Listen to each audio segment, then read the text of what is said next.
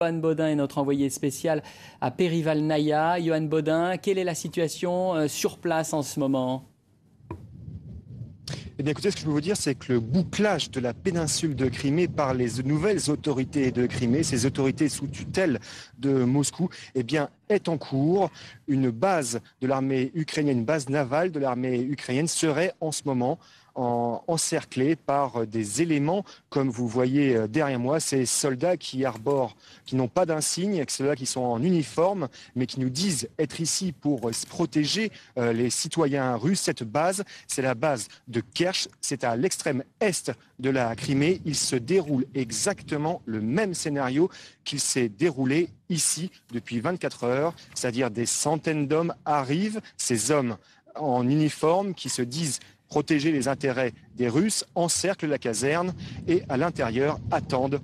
À l'intérieur, des soldats ukrainiens sont en attente d'ordre de Kiev. Ces soldats ukrainiens, eh bien, nous les avons vus aujourd'hui quitter cette caserne où je me trouve de Perivalnaïa, plusieurs dizaines d'entre eux.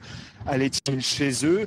Où allaient-ils? Pour l'instant, nous ne le savons pas. Vont-ils revenir dans cette caserne? Difficile de dire. Ce que je peux vous dire, c'est que nous avons vu un camion ici de soldats ukrainiens qui voulaient revenir dans leur caserne. Ils en ont été empêchés par les miliciens pro-russes qui font ici le service d'ordre, qui font le cordon également autour de cette base de Perivalnaïa. On a entendu ces dernières heures les nouvelles autorités ukrainiennes très fermes, état d'alerte notamment des troupes ukrainiennes. Y a-t-il sur place des signes de résistance de cette armée ukrainienne ? Je peux vous dire qu'ici, eh bien, l'ambiance n'est pas vraiment belliqueuse. Les chargeurs ne sont pas enclenchés des deux côtés entre les soldats ukrainiens et les soldats russes. Hier, le commandant de cette base ukrainienne est même sorti pour faire une conférence de presse. Il a dit qu'il se verrait contraint de répliquer si les soldats, en dernière limite, soldats russes, rentraient dans cette base. Il y a eu des désertions importantes, notamment celle de l'amiral de la flotte ukrainienne de Crimée. Donc ici, vraiment, l'ambiance n'est pas belliqueuse. Johan Bodin, envoyé spécial de France 24 en Crimée. Merci Johan. Face aux événements, la diplomatie s'active. Les Nations Unies ont annoncé que Ban Ki-moon allait rencontrer ce lundi à Genève le ministre russe des Affaires étrangères Sergueï Lavrov en marge du Conseil des droits de l'homme de l'ONU. Réunion au même moment, en ce moment même d'ailleurs, des ministres européens des Affaires étrangères, cette fois à Bruxelles. Les États-Unis, eux, haussent le ton. Écoutez John Kerry hier qui menaçait Poutine. Il va perdre sur la scène internationale, la Russie va perdre, le peuple russe aussi. Elle peut même ne plus faire partie du G8 si cela continue. La Russie peut se retrouver avec des gels d'avoirs sur ses activités commerciales. Les Américains peuvent se retirer des affaires, le rouble est déjà en train de dégringoler. Le prix à payer est énorme, les États-Unis sont unis, la Russie est isolée, elle n'est pas en position de force.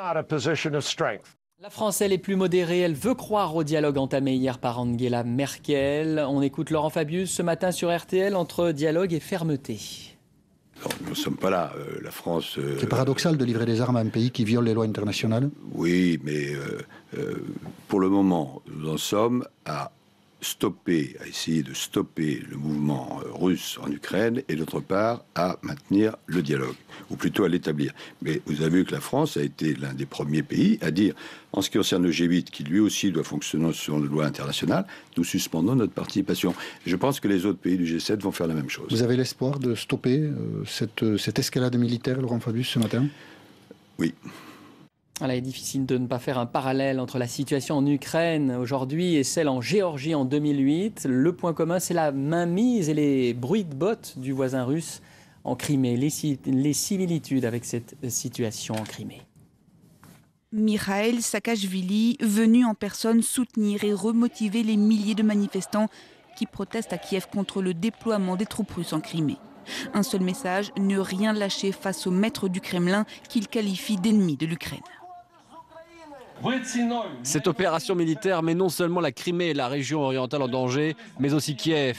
Mais cet ennemi ne sait pas à quel point vous êtes héroïque et combatif. L'escalade militaire en Crimée rappelle à certains le scénario géorgien. En plein été 2008, l'ancienne République soviétique est envahie par les chars du voisin russe. en s'appuyant sur les régions séparatistes d'Abkhazie et d'Ossétie du Sud. 2 territoires qui, comme la Crimée, sont peuplés à majorité de russophones. Moscou y a des intérêts économiques colossaux, en plus de bases navales. En 2008, les affrontements entre troupes géorgiennes et russes durent 5 jours, tuent près de 400 civils. Sous la pression internationale, le cessez-le-feu est conclu le 26 août. Moscou reconnaît officiellement l'indépendance des 2 provinces tout en maintenant l'occupation. Une mainmise qui, pour certains Russes de Russie, a visiblement laissé de bons souvenirs. Poutine a fait un travail vraiment fantastique lorsqu'il a imposé la paix en Géorgie. La même chose doit être faite en Ukraine. Mais les similitudes entre la situation géorgienne et ukrainienne s'arrêtent là. En 2008, Européens et Américains avaient tardé à agir. Aujourd'hui, ils ont intérêt à calmer au plus tôt l'escalade militaire. Les intérêts économiques des Européens sont plus importants en Ukraine qu'en Géorgie. Et les événements d'Ukraine sont vus d'une toute autre façon en Russie. La grande majorité de la population est derrière Vladimir Poutine. Des manifestations ont d'ailleurs eu lieu à Moscou ces dernières heures, où les dissidents, eux, n'ont pas voix au chapitre. Gloire à Poutine, gloire au Berkout. Sur ces affiches, ces manifestants ont tenu à montrer leur soutien aux forces spéciales ukrainiennes qui ont mené la répression, place de la dépendance à Kiev, et à soutenir l'intervention militaire russe en Crimée. Laisser tomber l'Ukraine au bénéfice d'extrémistes serait vraiment mauvais. Poutine a fait un travail vraiment fantastique lorsqu'il a imposé la paix en Géorgie. La même chose doit être faite en Ukraine. Ils étaient 27 000 à battre le pavé moscovite ce dimanche en soutien à la politique de Vladimir Poutine. Un argumentaire repris en écho par le Premier ministre russe sur sa page Facebook. Pour nous, l'Ukraine, ce n'est pas un groupe de personnes qui, versant du sang sur Maïdan, ont pris le pouvoir en violation de la Constitution et des autres lois du pays. Un soutien massif, mais pas unanime. Des dizaines de manifestants ont tenté de protester à Saint-Pétersbourg contre l'intervention russe en Crimée. Nous sommes venus ici avec cette banderole car nous croyons que l'intervention militaire en Crimée est similaire à l'Anschluss et c'est un déshonneur pour l'ensemble de notre pays. Nous sommes contre cette intervention, nous sommes totalement contre tout nouveau déploiement militaire russe dans d'autres pays. Une dizaine de manifestants auraient été arrêtés lors de ce regroupement qui n'aura duré qu'une vingtaine de minutes avant d'être dispersés par la police. Et une réunion sur la crise débute en ce moment à Bruxelles où nous rejoignons Kataline Landabourou. Réunion, Kataline, des 28 ministres européens des Affaires étrangères. Que peut-il en sortir ? Écoutez, les 28 vont devoir d'abord définir une position commune, élaborer une véritable stratégie européenne pour répondre à la crise dans le court terme, bien sûr, mais également sur le plus long terme. Alors, William Hague, le ministre des Affaires étrangères britannique, et son homologue polonais ont déclaré ce matin que l'intervention russe aurait des conséquences, autres bien sûr que la suspension des travaux du G8, et ces conséquences seraient discutées ce matin à Bruxelles avec leurs homologues européens. Alors, à part des fermes accusations unanimes de la part de 28, il est peu probable que l'Union européenne adopte un ton très menaçant vis-à-vis de la Russie. À l'heure actuelle, c'est surtout le dialogue politique qui est préconisé. Les 28 devraient donc soutenir les efforts réalisés par la chancelière Angela Merkel, qui a obtenu hier soir la création d'un groupe de contact avec Vladimir Poutine, un groupe de contact qui devrait entamer le dialogue politique en Ukraine. Alors, 2 autres mesures sont également envisagées. D'abord, les 28 devraient parler d'un paquet d'aides financières pour répondre à la crise économique en Ukraine. Et puis, des sanctions devraient enfin être mises à exécution, des sanctions qui viseraient les ex-dirigeants ukrainiens jugés responsables de la répression des manifestations. On aura remarqué aussi depuis le début de la crise, bien avant même l'envoi de troupes russes en Ukraine, de la lenteur quand même de la réaction européenne dans cette affaire.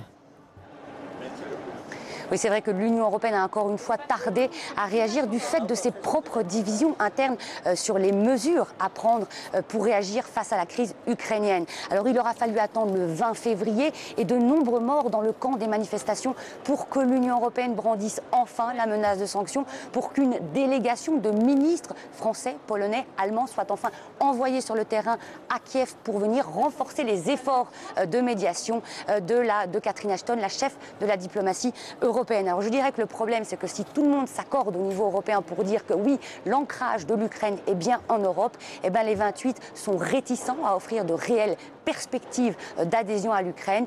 Par ailleurs, sur le plan financier, les offres ont été assez minces par rapport aux 50 milliards d'euros offerts par Poutine à l'Ukraine. Les Européens, eux, n'avaient avancé que les 650 millions d'euros d'aide. Cataline Landabou en direct de Bruxelles. Merci Cataline. Les événements de cette crise ukrainienne à suivre bien sûr sur france24.com. Et puis nous reviendrons dans quelques instants sur cette crise avec l'invité de Paris. Et c'est l'heure de l'invité de Paris Direct. Je reçois Roumania Ugarcinska pour commenter avec nous les événements en Turquie. William Hague, les événements en Ukraine, bien évidemment. Je vous vois sourciller et vous avez bien raison de me reprendre.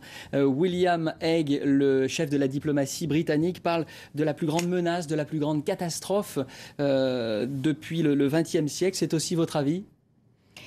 Je ne pense pas que ce soit une catastrophe. En tout cas, tout le monde semble vouloir éviter la catastrophe, donc je pense qu'on n'y arrivera pas.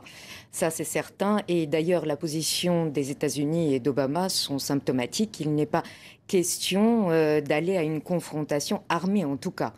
Et tout sera fait pour éviter un conflit. Ça, n'ayons aucun doute sur le sujet. Même si Vladimir Poutine a envoyé des troupes, et elles sont clairement russes, sur les bords de la Crimée. Oui, même si Poutine envoie des troupes en Crimée. Alors, il faut savoir que en Crimée, à Sébastopol, est basée la plus grande base militaire, la flotte de la mer Noire. C'est la plus grande, c'est l'une des rares en terre étrangère, on va dire, pour la Russie. Et la Russie veut garder son statut de puissance mondiale. Donc, elle aura du mal à faire le deuil de cette base militaire et elle fera tout pour la conserver. Actuellement, vous avez des troupes, mais ces troupes, quelque part, sont autorisées à être à Sébastopol dans le cadre de l'accord signé entre l'Ukraine et la Russie en 1997 pour le maintien de cette base. Donc il en joue extrêmement habilement, il occupe la Crimée et à partir de là, il annonce qu'il pourrait faire mieux. Et là, avec cette surenchère, évidemment, tout le monde va se précipiter pour négocier et il les fera venir à la table des négociations. Il aura quelque part gagné dans ce jeu d'échecs. Vous pensez que les Occidentaux ne savent pas s'y prendre avec Vladimir Poutine? Ils ne connaissent pas cet esprit slave, cette stratégie peut-être russe que semble cerner au contraire Angela Merkel? Ah, pour le moins, oui. Je crois qu'on ne comprend absolument pas la façon dont fonctionnent les Russes, la façon dont fonctionne Poutine. Vous savez, c'est quelqu'un qui a fait l'école du KGB. Le KGB s'inspire beaucoup de la philosophie de guerre de Sun Tzu, qui dit il faut savoir gagner une guerre sans ensanglanter son sabre et sans même le dégainer. Là, il a fait mine de le dégainer, mais il s'est très bien usé de ces stratégies très anciennes qu'on maîtrise bien dans cet espace Euro-Asie et qu'on a du mal à comprendre. Ensuite, il faut bien se rendre compte qu'il se sent humilié et que ces humiliations, il a bien l'intention de ne plus les admettre. Vous êtes une journaliste d'investigation, vous avez écrit un livre sur la guerre du gaz sorti en 2008. C'est un conflit, c'est une crise sur fond de guerre du gaz avec un fort enjeu économique, énergétique? Il y a un enjeu énergétique entre l'Ukraine et la Russie et entre la Russie et l'Europe. Bien entendu, puisque la Russie est le plus grand fournisseur de gaz pour l'Union européenne, pour la France aussi, pour l'Allemagne surtout. L'Allemagne est très dépendante. L'Italie également. Ne parlons pas des autres pays de l'Union européenne qui étaient dans la sphère des pays proches de l'Union soviétique. Donc pour eux, c'est vital. Mais cette arme énergétique, cette dominance de la Russie qui voulait être l'empire de l'or bleu et qui a failli l'être, est en déclin depuis 2008, depuis qu'on sait que les États-Unis ont fait une découverte majeure qui est le gaz de schiste et n'auront plus à faire appel dans cette configuration au gaz russe tel que c'était prévu et tel qu'on pensait que ça se profilait en 2007. Et voyez donc, à partir de 2007, les choses basculent. Conflit en Géorgie, Poutine n'hésite pas à y aller. Ukraine, Poutine n'hésite pas à y aller. Donc l'arme énergétique, aujourd'hui, cède la place à un autre jeu stratégique. Une toute dernière question, puisque la réunion vient de commencer à Bruxelles. Que faut-il attendre de ces négociations, de cette réunion entre les 28 ministres européens des Affaires étrangères? Il y aura négociation et une feuille de route. Après, Poutine devra l'accepter, même s'il va résister et il va encore une fois montrer ses muscles, c'est évident. Merci beaucoup, madame, d'être venue sur le plateau de France 24 nous éclairer sur cette crise ukrainienne. Et on part tout de suite en Crimée, l'extrême sud de l'Ukraine, où la Russie a dépêché des forces armées depuis maintenant 3 jours. Ce lundi, toujours aucun signe de rébellion des militaires ukrainiens encerclés au contraire dans leur caserne. Johan Baudin est l'un de nos envoyés spéciaux. Le bouclage de la péninsule de Crimée par les nouvelles autorités de Crimée, ces autorités sous tutelle de Moscou, eh bien, est en cours. Une base de l'armée ukrainienne, une base navale de l'armée ukrainienne serait en ce moment encerclés par des éléments, comme vous voyez derrière moi, ces soldats qui arborent, qui n'ont pas d'insigne, ceux-là qui sont en uniforme, mais qui nous disent être ici pour se protéger les citoyens russes. Cette base, c'est la base de Kerch, c'est à l'extrême est de la Crimée. Il se déroule exactement le même scénario qu'il s'est déroulé ici depuis 24 heures, c'est-à-dire des centaines d'hommes arrivent, ces hommes en uniforme qui se disent protéger les intérêts des Russes, encerclent la caserne et à l'intérieur attendent. À l'intérieur, des soldats ukrainiens sont en attente d'ordre de Kiev. Ces soldats ukrainiens, eh bien, nous les avons vus aujourd'hui quitter cette caserne où je me trouve de Perivalnaya, plusieurs dizaines d'entre eux. Allaient-ils chez eux? Où allaient-ils? Pour l'instant, nous ne le savons pas. Vont-ils revenir dans cette caserne? Difficile de dire. Ce que je peux vous dire, c'est que nous avons vu un camion ici de soldats ukrainiens qui voulaient revenir dans leur caserne. Ils en ont été empêchés par les miliciens pro-russes qui font ici le service d'ordre, qui font le cordon également autour de cette base de Perivalnaya. La communauté internationale inquiète mais impuissante pour l'instant. Réunion en ce moment des ministres européens des Affaires étrangères à Bruxelles. Entre dialogue et fermeté, les États-Unis, eux, haussent le ton. Ils brandissent le G8 et demandent l'envoi immédiat en Ukraine d'observateurs de l'OSCE. Axel Simon. Washington opte officiellement pour la ligne dure. Interrogé sur la chaîne NBC, le secrétaire d'État américain ne mâche pas ses mots. Poutine va perdre sur la scène internationale, la Russie va perdre, le peuple russe va perdre. Poutine pourra même ne plus faire partie du G8 si cela continue. La Russie peut se retrouver avec des gels d'avoirs sur ses activités commerciales. Le prix à payer est énorme, les États-Unis restent soudés, la Russie est isolée, elle n'est pas en position de force. John Kerry a annoncé qu'il se rendra dès mardi dans la capitale ukrainienne. Difficile de savoir si toutes ces menaces américaines seront suivies des faits. Pour l'heure, les dirigeants du G7 se sont ralliés à cette ligne, annonçant qu'ils suspendaient les préparatifs en vue du sommet du G8 de l'été prochain à Sotchi. Côté européen, les ministres des Affaires étrangères se réunissent ce lundi à Bruxelles pour une deuxième réunion d'urgence en 10 jours. Mais problème, les 28 sont divisés et les chances de parvenir à une décision commune sont minces. Du coup, les initiatives sont aussi nationales. Angela Merkel a proposé la création d'une mission d'enquête et d'un groupe de contact pour entamer un dialogue politique, une proposition acceptée par Vladimir Poutine. De son côté, l'OTAN réunie d'urgence a condamné fortement l'escalade militaire. L'Alliance Atlantique a appelé au déploiement d'observateurs internationaux et laisse la porte ouverte au dialogue avec Moscou. Nous demandons à la Russie d'honorer l'ensemble de ses obligations internationales, de retirer ses forces sur ses bases et de se garder de toute ingérence ailleurs en Ukraine. L'OTAN reste donc encore sur le terrain politique. Plusieurs de ses pays membres réclament la réunion prochaine du Conseil OTAN-Russie.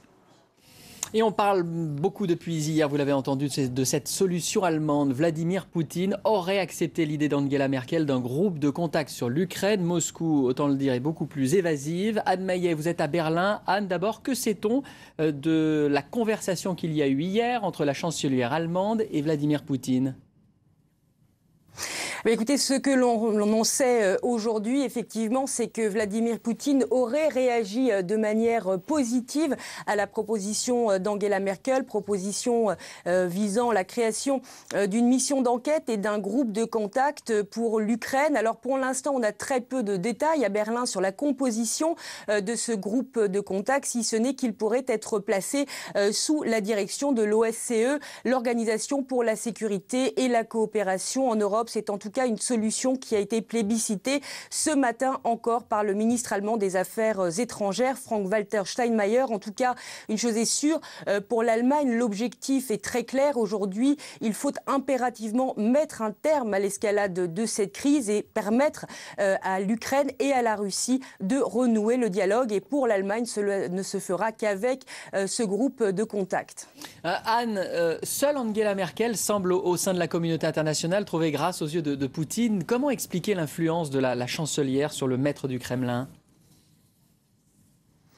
Eh bien, vous le savez, Angela Merkel a grandi à l'est du rideau de fer. Elle parle le russe, donc cela explique très vraisemblablement pourquoi il est plus facile peut-être pour elle de communiquer notamment avec Vladimir Poutine. Mais ce n'est pas simplement pour ces raisons personnelles que l'Allemagne se retrouve aujourd'hui au premier plan. Il faut bien voir que l'Allemagne, de par sa géographie, de par son histoire, a des relations privilégiées avec Moscou, que ce soit au niveau politique, que ce soit au niveau économique. C'était d'ailleurs déjà le cas à l'époque de l'ex-chancelier Gerhard Schröder. Et c'est donc tout naturellement, en quelque sorte, que l'Allemagne se retrouve donc aujourd'hui en première ligne, puisque son influence à l'est de l'Europe est plus forte que l'influence d'autres capitales européennes. Et c'est aussi ce dossier pour l'Allemagne une manière d'illustrer en quelque sorte cette volonté de mener, de construire une nouvelle politique extérieure allemande où l'Allemagne endosserait un rôle plus important sur la scène internationale.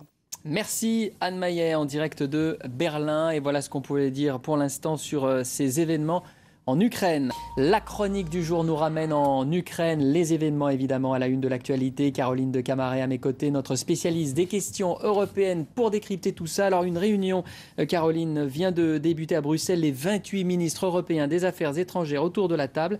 Une réunion pour quoi faire ? Alors une réunion pour déterminer quels moyens de pression on peut avoir face à un leader comme Vladimir Poutine qui semble mener le jeu depuis le début avec, vous l'avez dit, des troupes désormais pro-russes déployées en République autonome de Crimée. Et aujourd'hui, une distinction par rapport aux États-Unis. L'Union européenne, son motto, c'est de poursuivre coûte que coûte le dialogue. Alors qu'est-ce qui peut se passer entre 13h, donc début de la réunion, et 17h, conférence de presse des 28 ? Eh bien, ils vont déjà essayer de faire une déclaration commune parce qu'on sait bien que les Européens ont tendance à parler un peu dans tous les sens et pas d'une seule voix. Entre les tenants d'une ligne très dure et ceux justement du dialogue, ils vont en tout cas certainement demander l'intégrité territoriale de l'Ukraine et aussi affirmer la violation par la Russie des conventions internationales de l'ONU et de l'OSCE. Alors, ils vont aussi avancer sur le paquet d'aide financière qui est promise de longue date à l'Ukraine et dont elle n'a pas encore vu la couleur, ce pays qui est au bord tout de même du gouffre. Et par la même occasion, du coup, eh bien, il y a des sanctions économiques qui sont prévues contre les pro-russes en Ukraine. Plus ceux dont on dit qu'ils ont finalement écrasé la contestation dans le sang, mais plutôt ceux qu'on accuse maintenant de corruption et d'avoir détourné de l'argent public. Et puis, les membres du G7, vous le savez, il y en a 4, l'Allemagne, la France, l'Italie et le Royaume-Uni dans le G7. Ils sont déterminés aussi à ne plus engager de négociations pour aller en juin au sommet de Sotchi en Russie. Non, ils vont s'abstenir d'y aller, mais pour autant, ils ne sont pas d'accord tous. L'Allemagne en particulier ne veut pas qu'on exclue automatiquement la Russie du G8. Donc le G8 qui est important symboliquement pour les Russes. Il y a d'autres pistes à explorer, bien sûr, pour cette diplomatie européenne. La suspension possible des visas avec lesquels les citoyens russes peuvent facilement se mouvoir dans l'espace de Schengen et dans l'Union européenne. C'est important pour eux. Et puis, il y a cette menace économique. On a bien vu la bourse qui a chuté en Russie. On a bien vu le rouble qui plonge à des records historiques de faiblesse parce que l'Union européenne est le partenaire le plus important de la Russie. 53% de son commerce extérieur et 75% de ses investissements étrangers. Donc, on pourrait essayer de renégocier nos accords commerciaux parce qu'on se voit régulièrement avec les Russes à Bruxelles pour des accords commerciaux qui seraient plus avantageux. Ça, c'est la carotte. Vladimir Poutine aurait apparemment accepté le principe d'un groupe de contact pour un dialogue sur l'Ukraine, proposition faite hier par Angela Merkel. La solution peut-elle venir de l'Allemagne seule ? Déjà, regardons comment l'Union européenne est considérée par Vladimir Poutine. C'est un club de chiffres molles pour lui, un nain politique. Ils ne savent pas montrer les muscles comme lui sait le faire. Bien sûr, ils sont très divisés. Ils sont très divisés. Le reset voulu par Barack Obama de l'autre côté de l'Atlantique, évidemment, aujourd'hui, semble avoir été un peu naïf avec le recul. Mais côté européen, celle qui compte vraiment, on sent bien, c'est la chancelière allemande. Pourquoi ? Parce que d'abord, c'est sa zone d'influence. C'est elle qui a insisté pour avoir ce partenariat orientale, ces accords d'association, notamment avec l'Ukraine. Elle pensait que c'était important de sécuriser une zone tampon démocratique, justement face à la Russie. Mais elle a aussi un dialogue permanent avec les Russes. Et aujourd'hui, elle a fait accepter l'idée d'un groupe de contact pour entamer le dialogue politique. Parce que Vladimir Poutine n'a pas parlé en direct avec le nouveau gouvernement ukrainien. Non, il s'y est refusé. Donc, il passerait par la médiation de l'OSCE pour parler d'abord de ce qui se passe vraiment en Crimée, puis pour parler aussi de ce qu'il dit être son point d'intérêt particulier, le traitement des populations minoritaires, puisqu'on a vu que le nouveau pouvoir ukrainien mettait en cause la langue russe, par exemple, comme langue nationale, comme seconde langue nationale. Ça, Vladimir Poutine dit être attaché à la défense des minorités. L'OSCE s'occupe de ça aussi. Donc, on a vu qu'en Géorgie, le rôle de l'OSCE n'avait pas été tout à fait concluant. Mais on espère que cette fois-ci, ils serviront de médiateurs. Très rapidement, Caroline, malgré les pressions, Lavrov a été très ferme ce matin à Genève. Pourquoi cette inflexibilité russe dans cette crise ? Vous comprenez que Vladimir Poutine est obsédé par la préservation de son cordon de sécurité, obsédé par la grandeur de l'ex-URSS. Et effectivement, il a toujours le sentiment d'un encerclement de l'OTAN qui grignote pays après pays. Alors, c'est un ancien agent du KGB. Il sait très bien utiliser la propagande. Il arrive même à faire parvenir jusqu'à nous, jusqu'à l'Occident, l'idée que ce sont des néo-nazis avec des croix gammées qui sont véritablement au pouvoir, que Maïdan est réduit donc à des pillards, etc. Ça, il utilise ça. Bien sûr, c'est une partie d'échecs à grande échelle qui se joue aujourd'hui. Les Européens veulent réagir. Ils vont peut-être d'ailleurs le faire en un sommet exceptionnel qui sera prévu en fin de cette semaine, peut-être jeudi. Et en attendant, on commentera bien sûr en direct sur France 24 tout au long de nos éditions dans l'après-midi cette réunion de Bruxelles qui réunit les 28 ministres des Affaires étrangères. Merci Caroline de Camaret. Mais avant cela, donc le journal et en ce début de semaine, l'activité diplomatique a redoublé d'intensité. Les Occidentaux multiplient les pressions sur la Russie, accusée par l'Ukraine d'avoir choisi la guerre.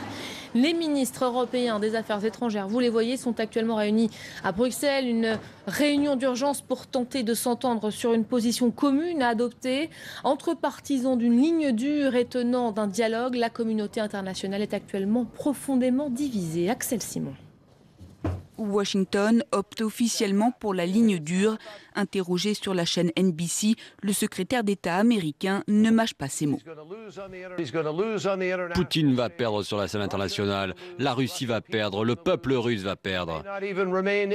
Poutine pourra même ne plus faire partie du G8 si cela continue. La Russie peut se retrouver avec des gels d'avoirs sur ses activités commerciales. Le prix à payer est énorme, les États-Unis restent soudés, la Russie est isolée, elle n'est pas en position de force. John Kerry a annoncé qu'il se rendra dès mardi dans la capitale ukrainienne. Difficile de savoir si toutes ces menaces américaines seront suivies des faits. Pour l'heure, les dirigeants du G7 se sont ralliés à cette ligne, annonçant qu'ils suspendaient les préparatifs en vue du sommet du G8 de l'été prochain à Sotchi. Côté européen, les ministres des Affaires étrangères se réunissent ce lundi à Bruxelles pour une deuxième réunion d'urgence en 10 jours. Mais problème, les 28 sont divisés et les chances de parvenir à une décision commune sont minces. Du coup, les initiatives sont aussi nationales. Angela Merkel a proposé la création d'une mission d'enquête et d'un groupe de contact pour entamer un dialogue politique, une proposition acceptée par Vladimir Poutine. De son côté, l'OTAN réunie d'urgence a condamné fortement l'escalade militaire. L'Alliance atlantique a appelé au déploiement d'observateurs internationaux et laisse la porte ouverte au dialogue avec Moscou. Nous demandons à la Russie d'honorer l'ensemble de ses obligations internationales, de retirer ses forces sur ses bases et de se garder de toute ingérence ailleurs en Ukraine. L'OTAN reste donc encore sur le terrain politique. Plusieurs de ses pays membres réclament la réunion prochaine du Conseil OTAN-Russie. Et vous l'aurez compris, entre menaces d'isolement et main tendue, l'Occident cherche toujours une solution diplomatique avec la Russie. Caroline de Camaret, bonjour, vous suivez pour nous ce dossier. Les ministres européens des Affaires étrangères sont actuellement réunis à une même table. Barack Obama et Angela Merkel se sont également tour à tour entretenus avec Vladimir Poutine pendant le week-end. Pour le moment, très clairement, on privilégie le dialogue. Surtout l'Union européenne. En l'occurrence, c'est vraiment l'attitude de l'UE et des 28 qui sont réunis effectivement actuellement à Bruxelles. Il pourrait ressortir vers 17h de cette réunion l'idée déjà de trouver une position commune et de ne pas parler à tort et à travers, comme l'Union européenne sait le faire malheureusement, mais bien de faire une déclaration très précise sur la Crimée et sur l'illégalité des manœuvres de Vladimir Poutine par rapport au droit international vis-à-vis de l'ONU et de l'OSCE. Et puis avancer aussi sur un paquet d'aide économique qui a été promis à ce pays, l'Ukraine, au bord du gouffre. Avancer aussi sur l'idée de sanctions ciblées contre des responsables ukrainiens qui ne sont pas seulement responsables de répression, mais aussi et surtout de corruption et d'avoir détourné de l'argent public étatique dont les Ukrainiens ont bien besoin en ce moment. Et puis, vous le savez, parmi les Européens, il y a 4 membres du G8, l'Allemagne, la France, le Royaume-Uni et l'Italie. Ils ont d'ores et déjà dit, avec les États-Unis, le Canada et le Japon, qu'ils n'iraient pas à Sochi en juin prochain pour un G8 qui devait aussi reconnaître, en quelque sorte, être une bonne reconnaissance pour la Russie. Alors ça, c'est une sanction diplomatique. Il y a d'autres pistes à explorer, comme celle des visas que l'on pourrait retirer